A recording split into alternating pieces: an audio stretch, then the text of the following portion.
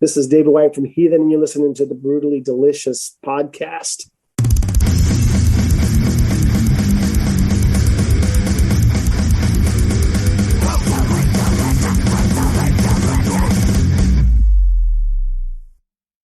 How are you, my There friend? I am. I'm okay. Good to see you. There you go. You too. Running around this Yeah, morning. when we met, we were in the the happiest place in the world. Yes. Busy as hell that day. Yeah, I think we were So standing what's going on? nothing at all. Just kind of playing We're around. standing in the line, and I was we tried to get our passes. Yeah. Yeah. No, nothing going on here. Just working, podcasting, doing the same old thing. How about you? You guys are getting ready to go on the road, right? Yeah, in June. And that's So we're just working out. What's that? that's through Europe, right? Is that the first leg? Yeah. We start off in Poland, and then we do a month. We're headlining and we're taking out Toxic. Nice. And I saw you playing some crossover dates with Exodus as well, right? Well, we're doing a month where we're headlining, and then we jump on the tour with Exodus and Testament. Oh, nice. And there's a bunch of festivals. Yeah, it's going to be fun. That Testament. Sorry. With Dave back in is going to be really good too. I was pretty excited to see the announcement. It's great, but I've only met Dave like once, so I don't know him. I know Gene, and I don't know Gene that well, right? But I do know him a little bit, and he's just the coolest. You know what I mean? He's just Gene super cool. mellow. First time I met him, he's like, he's like, "Hey, Dave." I was like, this big guy, and I was like, wow, I can't believe you're so soft spoken, Yeah. But and I was really looking forward to hanging out with him more and getting to know him. So, but that's all good, get to know Dave this time, Yeah, I have a really weird story about Dave. I mean, we were on 70,000 tons in Jamaica, and it was like a half an hour till the boat took off, and I was with my wife, and he was with his, I don't know, girlfriend, wife, significant other, whatever it was, and we needed to find Blue Mountain Jamaican coffee. And we were running around this little Jamaican village, the four of us trying to find like the best deal. And it just, as an old Slayer fan or an old, fan of the thrash scene, that was kind of a cool little thing. Yeah, well, and then everybody's trying to sell you weed on the street too. Yes, you're right. Especially when they see the hair and the T-shirts and all that stuff. Yeah. Yeah, I was walking through because when I did 70,000 tons, when Heathen did, that was a Jamaica trip. Oh, okay. And I don't know if they did multiple Jamaica trips or if it was the same one, but because I don't, maybe not. But I was walking with Yop from my A&R guy from Nuclear Blast, and this guy kept coming up to me. He's, "Hey, you want ganja? You want some ganja?" And I'm like, "No." Right. And Yop's like, "Yeah, I don't do that." I'm like, "You're Dutch. You don't smoke weed?" He's like, right. "No, I never touched it." But even if you did, so in a foreign country is not the place to go doing something like that. Well, yeah, but I'm like, I'm trying to be cool because it's like it's my new label. Right. And then the guy was so persistent, and then he goes, "Just smell it," and he put it in my nose, and I was like, "Okay, how much?" He's like, you just give me $30, and it was a big bag. I'm like, okay. And I kind of did it on the fly. Nice. And then I actually, it was too much weed. And then there was a friend that was on the cruise, and he was like, "I've been looking for weed, man." I'm like, "Well, you came to the right person. I can split this bag with you." Right. And so I partied a little bit, out there, but then I partied on the boat, but then I made sure I got rid of all that stuff. Oh, yeah. Yeah, I mean, you got because I couldn't imagine. I saw people getting escorted back, as they went through customs getting off the ship. Right. Being escorted back onto the ship, which was and I'm not going to name names, but they were the obvious suspects. Right. Who was probably trying to carry something back, So, but anyway, yeah. But so, yeah, when the last time we played the Key Club on the Destruction tour in the States, Dave came to the show. Oh, nice. And so that's where I got to meet Dave for the first time, Well, cool. So I know we're not here to talk about Dave. We're here to talk about Heathen. But so What? so last record, Empire of the Blind, was like smack dab just before this whole lockdown, right? Or right at the beginning of it. You've been sitting. Well, it was. We finished it before 2019 was over. Okay, and it was released in like 20, right? So right around the time of the pandemic. And it was supposed to come out in June 19th, actually specifically, and we were going to play Grass Pop Metal Meeting in Belgium. Right. On, excuse me, on the. Well, actually, I'm sorry. Yeah, it was June 19th, but we were actually going out in April. We were going to go out and tour, and then there was a break, and then we went back. And then we were going to start the second leg of the tour at Grass Pop. And that's when the release of the record was going to come out. So with everything, of course, we had to cancel everything. Right. And then they pushed the record because they had a problem with the factory where they actually press vinyl because of the COVID. Oh, really? And so, yeah. So with everything, it came out, I don't remember the exact date, but it was September. So you've been sitting on this record then with no real support of it, right? I mean, you kind of just, it's out there, but it's kind of... Well, I wouldn't say no support. I mean, the label was our support system, and the fans, because the record did extremely well in a pandemic with no touring. Right. That's kind of what I was getting at. Yeah. Yeah. I mean, we recouped the record in the first year. Oh, sweet. Which we've never done that before. And so, I mean, that just tells you, and I'm really curious, and we'll never know the answer, but, how would it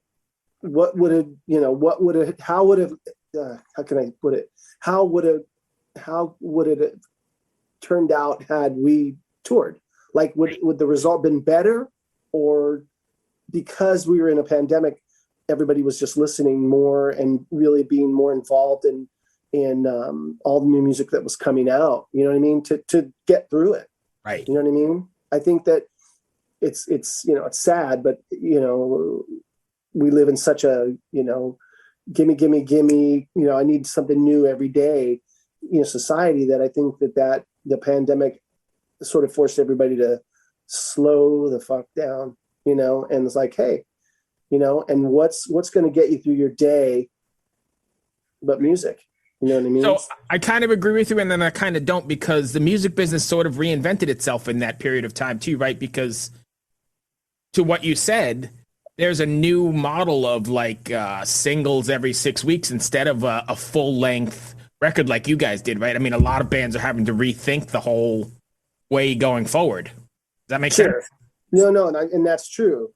But I'm just saying that, even so, you're in a pandemic where yes. I think a lot of people were, whether you're getting new stuff, new content, and that, I think the reason that business model or whatever, that way of thinking happened is because of the streaming services.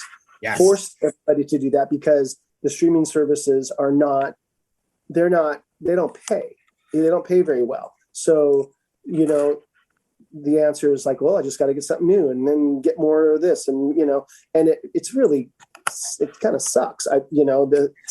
It's nice. I mean, I'm happy that we're on Spotify and Deezer and all the different ones, because it's good promotion. And I like the service personally, because there's things I'm like, I wonder if they have this record, or, even a comedy record that I haven't heard in forever and can't find. And I look it up, I'm like, holy shit, they've got it. Right. And I'm happy about that. I wish that they were more fair as far as how they pay out, It's not, but at the same time, it's just the way it is. But like when I bought a new car, when I first moved here to Florida, and it doesn't even have a CD player or anything in it, I know. It's all about, satellite radio or, Bluetooth with your phone, and streaming. And then it took everything I could to find a CD player to just play CDs here at home. I bought a DVD player. I couldn't find a CD player. Right. So I mean, you're old school like I am as well. I mean, I remember there was a whole process of like, waiting for a Tuesday when records used to come out. It'd be Tuesday. You'd save your money from whatever, your paper route or whatever, and go buy the full length, walk however long you had to walk, skip school, buy the record, and then go home. And it was a process of, artwork and reading the liner notes and listening to it back and forward and sequence the way you guys wanted it to sequence. Because that's a whole art form in itself, right? Yeah, absolutely. I mean, there's a lot of debate, within the group sometimes as far as like how we're presenting that record, and how we put everything together, how it start to finish, and, you want to have those peaks and valleys. And, do you start off with a crusher, or do you ease people into it? But it just depends on the vibe of the record. But yeah, I mean, there's definitely, at least for the guys that I've always worked with, it's always been an important, part of the process. Yeah, I think a lot of that has gotten lost in the shuffle. But what's it going to feel like to finally get out on the road and play shows and, in a regular basis? And are you doing anything to prepare yourself differently for this? Well, I'm not doing anything different to prepare. I'm doing what I normally do is, I'm getting on the bike and, just, what I mean? Just training just to be ready. Because what we do is very physical. And I just, we're going to be playing almost every night. I think the first month the dates are like back to back to back all the way through the tour. Right. And so just to stay healthy and all that. And, but as far as, what does it feel like? I don't know yet, because I'm a little bit concerned about what's going on, with the current events globally. And I'm worried that that's going to, maybe cause a problem. And yeah, so you said you kick off in Poland, right? So you're going to be pretty damn close. Yeah. Wow. Yeah, exactly. And so, so it's just, you just never know. I mean, having to sit out 2 summers because of a pandemic, it's improbable. Could never have predicted that something like that. It's a pandemic and everybody's fucked. Right. And then it keeps coming, right? So the pandemic, we start loosening up, and then you got this bullshit. So yeah, I 100% agree. Yeah. And it's, so I'm trying to stay positive. Things seem to be moving in a forward motion. And so I'm just, I'm just going to, keep locked and loaded on what I have to do to prepare, going over the tunes and all that kind of stuff. Just to be ready, and hopefully everything will work out as planned. We'll see.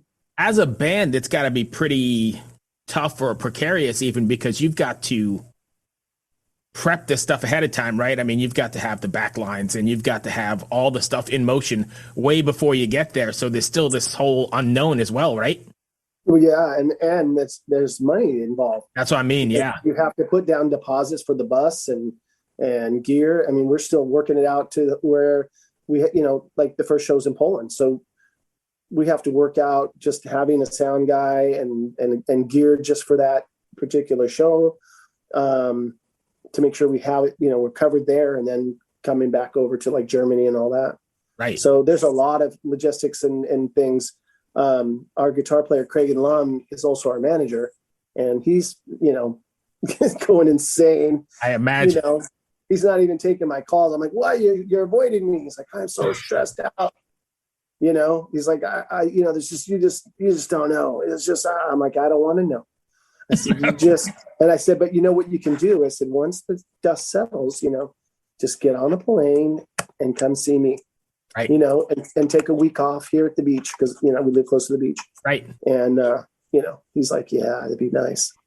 So I imagine once you get on stage and once those shows actually happen, the exchange of energy is going to be absolutely insane. Not just from you guys, but the fans in general, like me, have been dying to get to a show and, get into the pit and rage.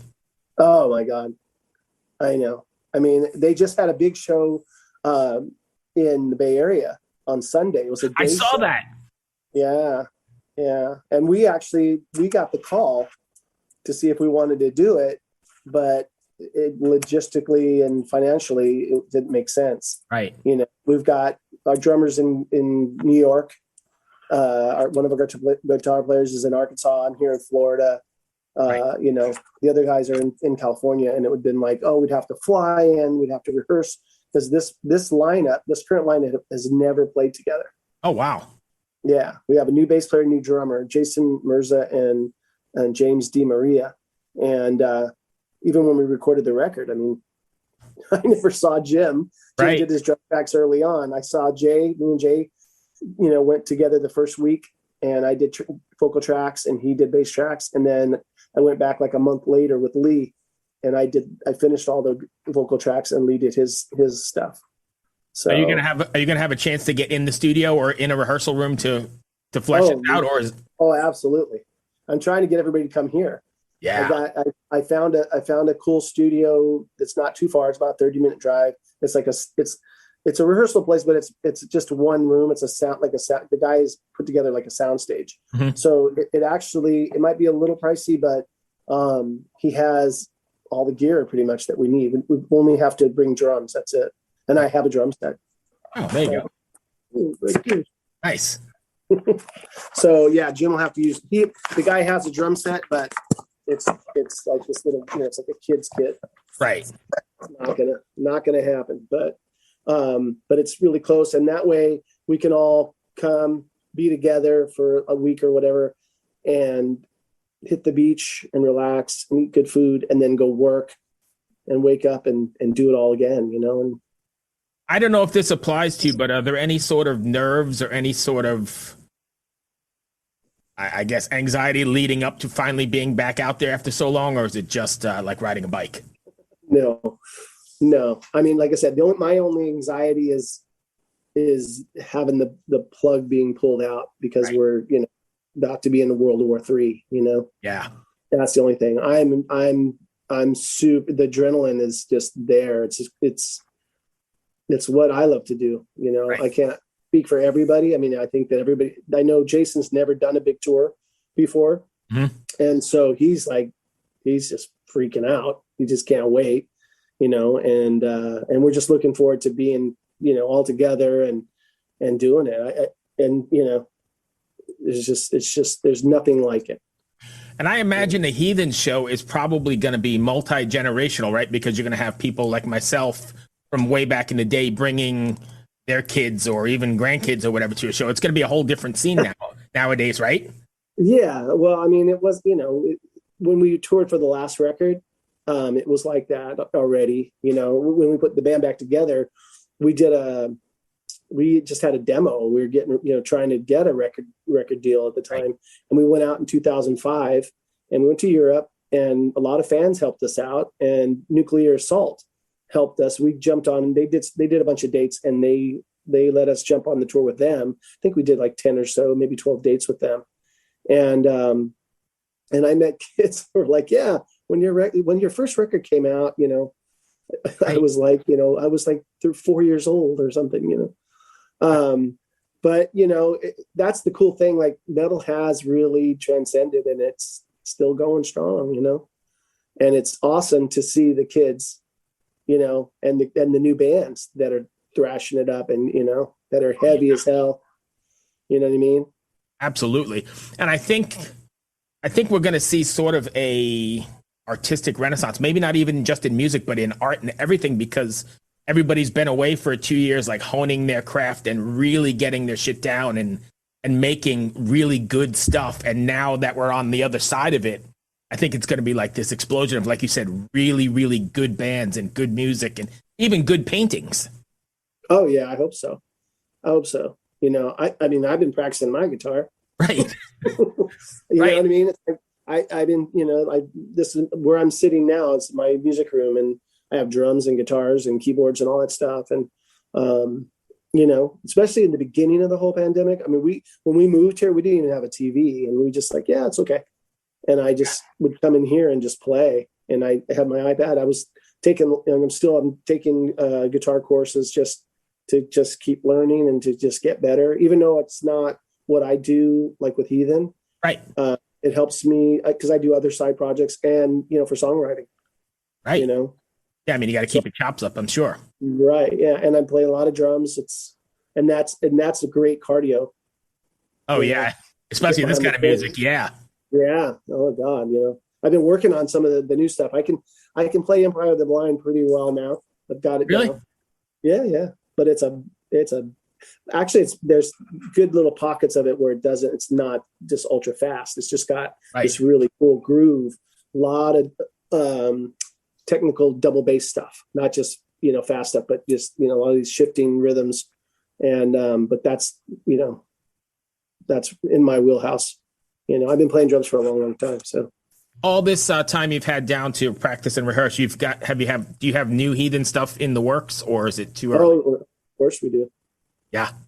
We got a lot. We have a lot of stuff, and now it's a matter of like sort of like sifting through everything and pulling everybody's ideas together. It's just it's similar to before the last record where it's we're all in different places. That is the disconnect that I don't like, and we're trying our best to like incorporate everybody's ideas and make this really about the whole band. And where Cragen wrote the entire record, because I had some stuff, we had some stuff, but stuff just didn't get quite finished because we weren't all together, and Cragen just like achieved and wrote an entire record. Oh wow. And it was like, well, we could wait and hash ideas and all that, or we can take all these killer songs that he wrote and just go, like, give it, we all give it our own thing. Like, he wrote all the lyrics and everything. So I listened to everything, and he actually sang on the demo because he even had melody ideas. Oh, cool.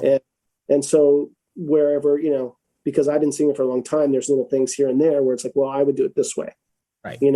It's not that it wasn't good your way. It's just, this is how I would do it. Right. You got to put your touch on it. Yeah. And that's how it went with everybody. And, bam, we got a record, Nice.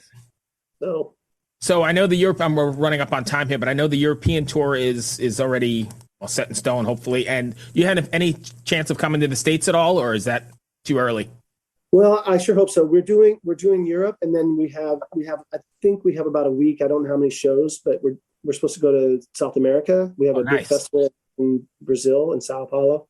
And I don't know. We'll see. I mean, I think it's really important to come to the States and do something. It's just a little quirky here. Yeah.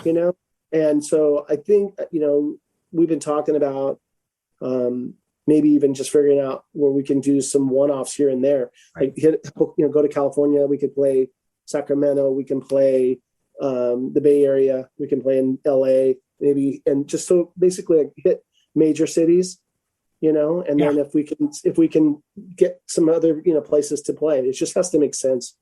You don't want to go out there and lose money. You want to be able to make money and travel comfortably enough to do it. So thank you for taking the time, really my friend. Delicious podcast, and I'm hungry. So, there you go. It's lunchtime. I appreciate you taking the time. It was good seeing you again, my friend. You too. Stay in touch, okay? Yeah, I'm hoping to see you sometime here in the States or at one of these festivals or somewhere. Well, now I forgot where you hail. I'm in Richmond, Virginia. Oh, Richmond, Virginia. Oh, you're not far. No, I was hoping you guys would be at Death Fest or something, the Maryland Death Fest. Yeah, well, we'll get it together. We'll get it together here in the States. We need to get out and you know what I mean, make a sort of like get people talking about what we're doing, and and crush this new record. I almost want to tell Cragen, it's like, let's just go out and play only Empire of the Blind. Just play that record. And maybe a few classics, on our headline show, but just play the whole record. And that's only just because we've played all these other songs for so many times, I get it. But anyway. Right. Anyway, be safe. Good luck on the tour. And we'll talk to you soon, my friend. Thanks for taking the time. Thanks for having me. Hey, be well. Hello out there. Yes, hello out there, everyone. I'm Hal Schwartz. And I'm Flynn McLean. Together we host None But the Brave, a podcast dedicated to the music and career of Bruce Springsteen. Bruce and E Street Band are on tour right now for the first time in 6 years, and we're taking a detailed look at what's happening on stage in our bi-weekly episodes. We've also been recently joined by some very exciting guests, including rock journalist Warren Zanes and Stephen Hayden, Backstreet's Magazine founder Charles Cross, and Barstool's Kirk Minahan. If you're a diehard Springsteen fan, this is the show for you. So please subscribe to None But the Brave on your favorite podcasting platform, and we hope to see you further on up the road. Thank you so much. We'll be seeing you.